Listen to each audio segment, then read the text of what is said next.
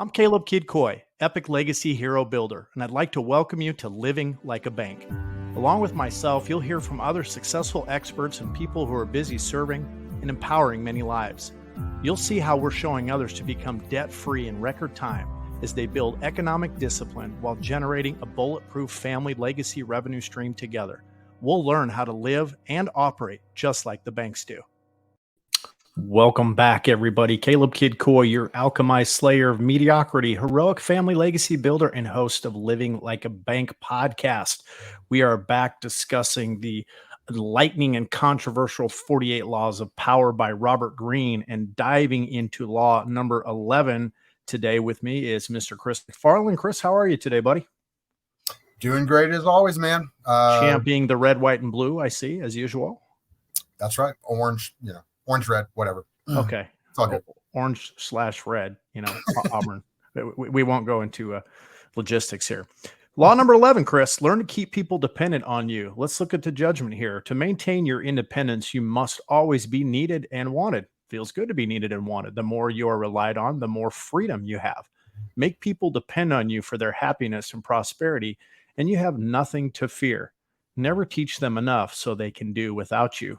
What do we do with the people who have figured out that other people are not the source of their own happiness, Chris? I guess we're getting deep here right out of the gate. Well, I mean, I'm sitting here wearing my Broncos stuff, and you don't have to be a fan of the Broncos to be excited about football. A lot of people are excited about football, and other people are fans of other teams, and that's cool. But when you think about which players are going to make teams, it's the players who make themselves indispensable. There you go. Same thing in hockey, same thing in soccer, same thing at the business you're working at right now. Like you want to be a parent who continues to have a relationship with your kids as an adult. Don't you want to be indispensable to them? So like we talked about this a little bit before we started recording, but we should put this on tape. Like, this book is supposed to be called The 48 Laws of Power. And sometimes when you're reading it, it feels like the 48 laws of running a con. Right. Come on, Robert Greene, like shake yourself, man. Like, and so anyway, at least for this podcast, we're not very interested in like 48 effective ways to run a con, but we are interested in like, you want to be a good husband, you want to be a good wife, you want to be a good employee. Maybe you want to be a good sales rep for any kind of business, right? That you're representing some sort of offer or product or whatever. And your job is to find the right people for the right product or service that you do, right? So those are all just examples of making yourself indispensable. Right. And then if you do like things that we would all expect, like to have a good experience buying anything, we would expect to have good customer service and follow-up and stuff like that. And that's really all part of continuing to be indispensable. So, if we're looking for a business model that works, or a family relationship model that works, or even a romantic relationship that works, I think that it's all kind of the same thing, right? Like you want to be attractive to somebody, make yourself indispensable, right? That's right. So anyway, that's my take on this kind of, and we should probably get to that. Do we have a slide to go to? Do we have a slide to go to? Are we going right into slides? Or are we going to dig into I don't know. transgression of the law? Yeah, I mean, perfect example here. The two horses were carrying two loads. The front horse went well, but the rear horse was lazy. The men began to pile the rear horse's load on the front horse. And when they had transferred it all, the rear horse found it easygoing. And he said to the front horse, toil and sweat. Yes, toil and sweat. The writing is so small. I was like, I had to do a double take. The more you try, the more you have to suffer. Why then, when they reached the tavern, the owner said, why should I folder two horses when I carry all on one? I had better give the one all the food it wants and cut the throat of the other, or at least I shall have the hide. And so he did. Love some of those Tolstoy fables. What do you think about that, Chris? Man, I think I want to be the first horse. I mean, let me go ahead and carry that load and still be alive and getting fed and appreciated and taken care of, and not the lazy horse who can't carry anything, who's useless for anything except a hide to make a coat out of. Absolutely. Well, we read a little bit about the middle-aged mercenaries, right, who tried to make themselves indispensable and ended up getting the throat slit too. Michael, what you got? Well, I was just going to kind of, read more into it there, where it talks about that, the rear horse, the rear horse who was lazy said, "Hey, this situation's great." The horse is like loving it and saying, "Hey, I don't have to do any of the work. The guy in front of me is doing all the work. I can just be even lazier." And he sees that it's a very short-lived, enjoyable experience for him. Exactly. In the short term, seeing that your other employee, can do more work, and what they get rewarded with is more work, is like, when they show that they're the ones who can actually get the job done, they get more work. Oh, okay, I can keep skating and I can keep sliding by. Well, only for so long. That's right. That's kind of the moral of the story there. Exactly. And I think that's true in like in every industry. I mean, like, look, I'm a sales rep for many different companies, and for anyone in our audience who doesn't know that. And so I personally try and choose only products and services. Really, my own personal rule on that is I really only try and represent stuff that I use myself, that I actually use myself. Right there with you. Yep. And so that's my personal ethic, and that's not the only ethic that could work or anything. It's my ethic. And so like Greene spends a lot of time like faking sincerity, but it's kind of easy to have sincerity when you're actually sincere. Like, that's right. That's helpful. It is helpful. And I think it's been a challenge for me personally, right? Reading through this book, not the first time, right? Going, okay, I'm a very authentic, sincere, and transparent person here. And we're dealing with, again, depths of human nature and human psychology, which in and of itself, Chris, it is very enlightening to understand more about human nature. And it's what I deeply appreciate about Robert Greene. But you also see him suggesting, implying, if you will, to go against the grain maybe of who you are as an individual.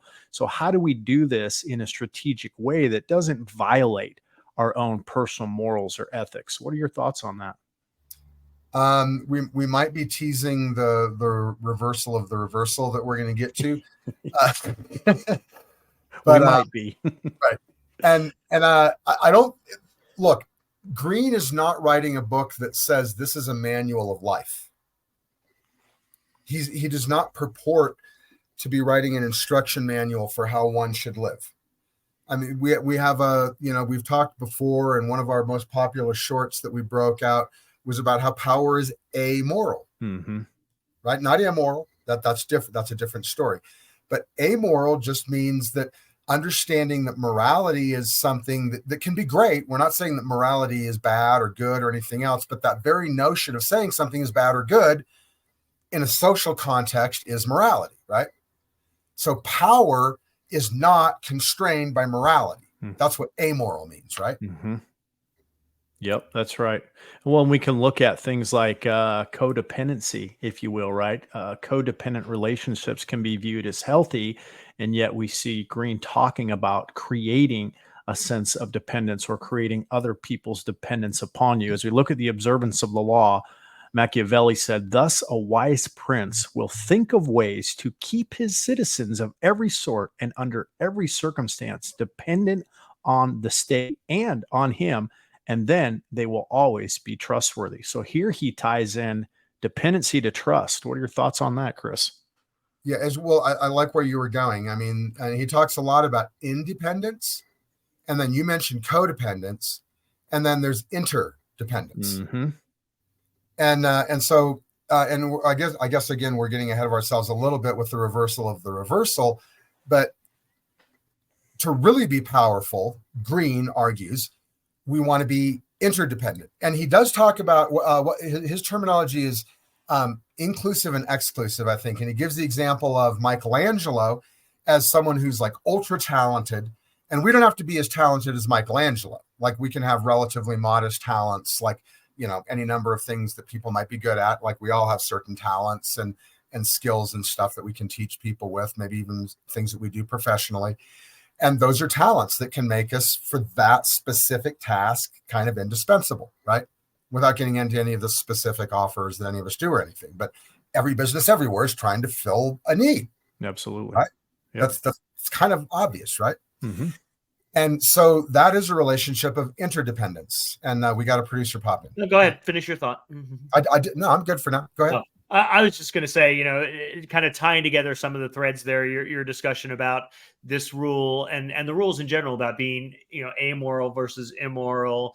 And, in a positive example, I mean, this would tie back very much to some of the things we discussed on the topic of, never outshine the master. Mm-hmm. We talked about, making yourself indispensable to the master, but never appearing to be, visually more important than them. And that's a way of making your master dependent on you is, that if you're doing the job, or if you're making the job happen in a way that makes them look good, they are then dependent on you.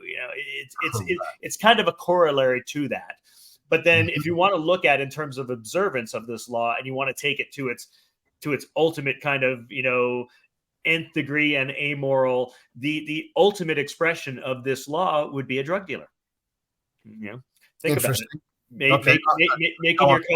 Making your customers absolutely dependent on you for your success. Yeah, you're right. Okay. And without even going, I mean, yeah, I love that. That's provocative, Michael. I love that. But I mean, really let's go raving fans, right? A lot of people have read the book Raving Fans, and this is a book club. We're talking about books. And yeah, you're trying to make an addictive offer.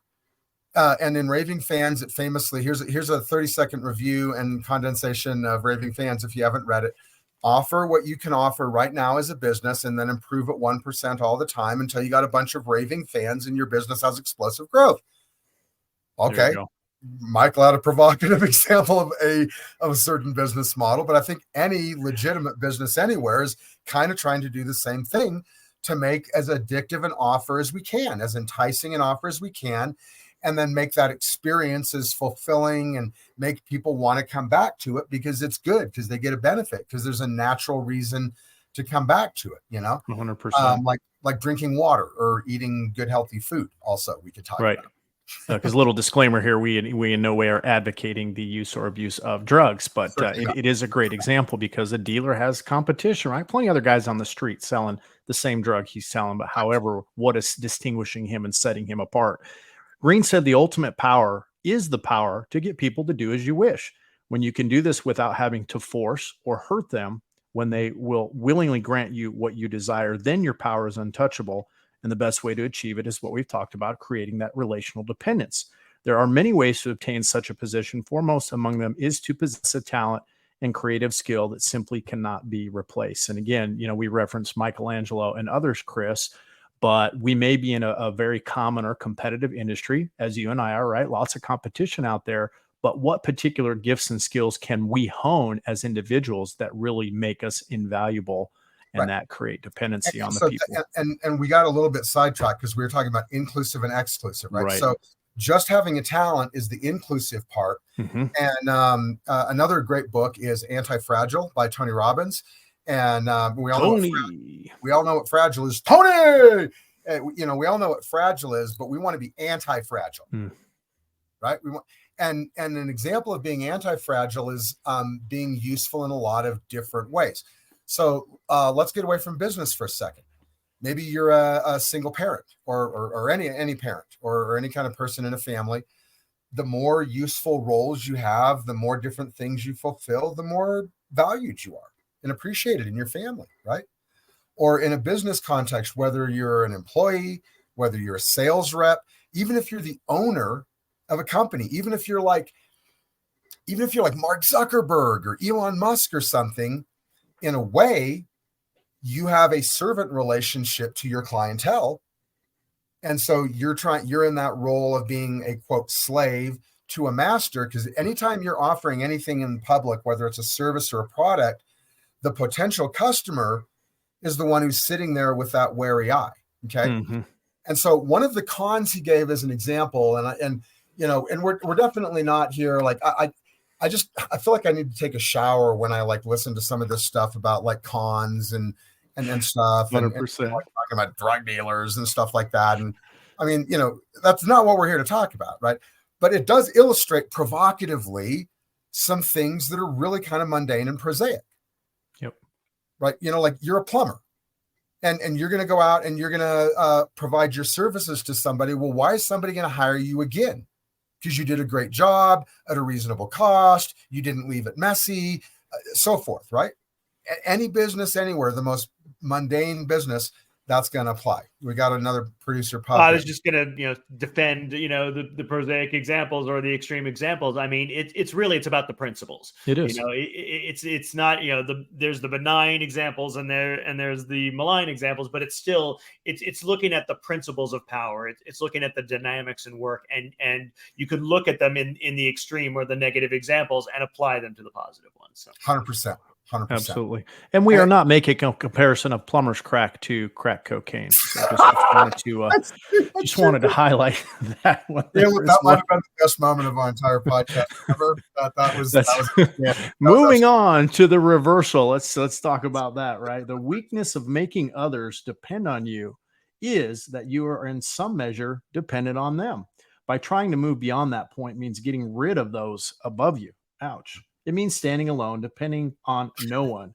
Such is the monopolistic drive of a J.P. Morgan and John D. Rockefeller, which we won't go into detail on. So I'm laughing because I can't help but think of Narcos. And I think a lot of people have seen that, so I probably don't need to say much more. But I mean, it's cartels, right? And that's what he's saying is like, if you're running a cartel, you better be careful because somebody else is trying to knock you off, And any type of monopoly type thinking where you're not like he's suggesting following this rule, right? So this is the reversal. And he's saying the reversal is like trying to be a cartel or a monopoly. And he's saying, I don't recommend the reversal. It's the first time I remember so far in the 11 laws where he like has a reversal of the reversal. Mm-hmm. And one we had recently, he had there is no reversal. There is no. Yep. But this one, like there is a reversal, but I don't recommend it, basically, right? Yep. Well, that pretty much sums up Law 11. I should hope so. Learn to keep people dependent on you. Any additional thoughts or highlights? Greene says here, no such independence comes without a price. Remember, you are forced essentially to isolate yourself, and monopolies often turn inward and destroy themselves from the internal pressure and or stirring up powerful resentment. So we talk about this reversal again, but everything comes with a cost and a price, doesn't it, Chris? And he makes an interesting case about independence can be the opposite of power. Think about it, right? And that's really an interesting thought, because true total independence would be like maybe you've got some fresh water and some source of like, I don't know, berries or something, and you live completely by yourself in the middle of a wilderness, and nobody can bother you, and you're not dependent on anything, like. Okay, but you have no power whatsoever on anything, at least certainly not in a social sense. That is very true. The opposite of that is interdependence. And if we are truly valued in an interdependent relationship, then ironically, that becomes its own kind of now independence, like the type that we might really truly want to have, like financial independence in a social setting. I like that. Well, guys, that was law number 11, learning to keep people dependent on you. And hopefully we filled all the cracks, hint, wink, wink, that needed to be filled in covering this topic. But as always, before you go into the close, I got one last thing before we close. Okay, there's a guy named Emanuel Swedenborg. Okay, and if people want to know more about him, they can look him up. A guy named Swedenborg. Swedenborg. Like the fort of Sweden. Okay, if you know any Norse. But Emanuel Swedenborg, his whole religion is kind of about usefulness and being found useful. And to me, I've thought about that for a long time since I read his book like 20 years ago. But there's a book about him by a Buddhist scholar named D.T. Suzuki, where the Buddhist scholar D.T. Suzuki describes Emanuel Swedenborg as the Buddha of the North.